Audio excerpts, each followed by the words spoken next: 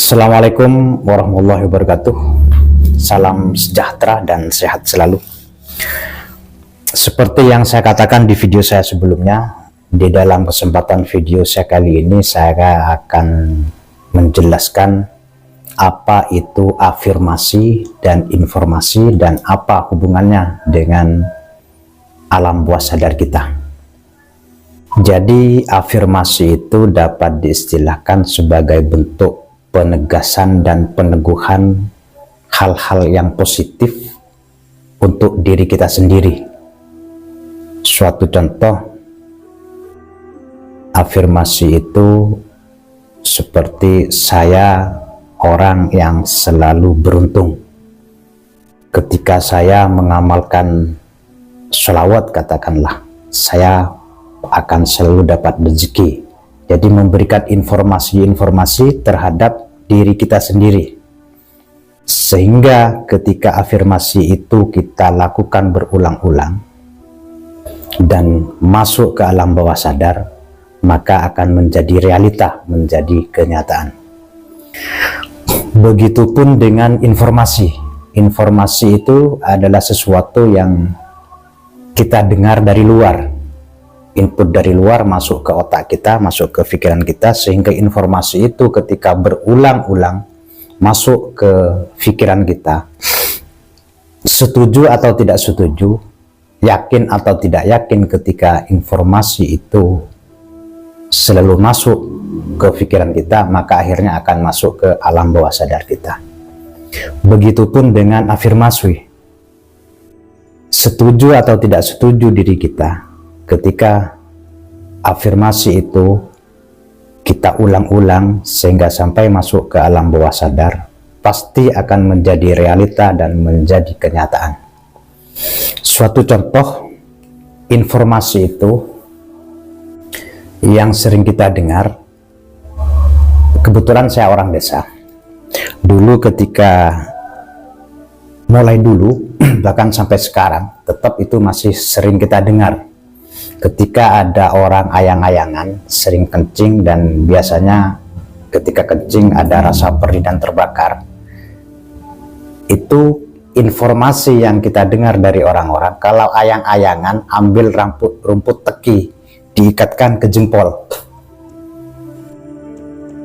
Dari segi kesehatan tidak ada hubungannya, dari segi saraf pun di jempol tidak ada saraf-saraf yang masuk ke hal tersebut, masuk ke area yang mengakibatkan orang ayang-ayangan. Tapi informasi itu sering kita dengar. Ada lagi yang bicara, ada lagi orang lain bicara, seperti itu. Bahkan informasi-informasi itu kita kadang bukan hanya didapat dari 1-2 orang. Karena informasi itu sering masuk ke otak kita, akhirnya informasi itu masuk ke alam bawah sadar kita. Sehingga ketika suatu saat kita sendiri ayang-ayangan dan coba-coba, padahal kita tidak yakin, dan coba-coba untuk mencari rumput teki tersebut dan kita ikatkan di jempol kaki, itu banyak yang terjadi langsung sembuh. Itulah kekuatan alam bawah sadar ketika sudah bekerja, ketika sudah informasi itu masuk ke kita dan sampai masuk ke alam bawah sadar.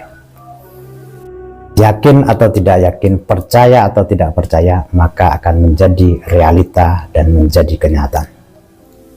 Begitupun dengan afirmasi yang sering kita katakan di dalam diri kita sendiri, hal-hal yang positif. Suatu saat pasti akan menjadi realita, akan menjadi kenyataan dalam hidup kita.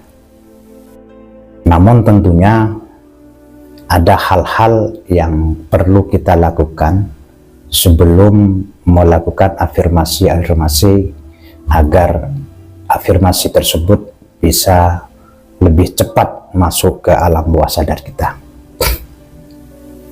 Dan untuk penjelasannya akan saya jelaskan nanti di video saya sebelumnya. Ini penting untuk penjelasan-penjelasan tersebut karena banyak orang sudah melakukan meditasi, mengafirmasikan diri agar sukses dalam hal apapun, tapi kenyataannya tidak mendapatkan apa yang kita inginkan.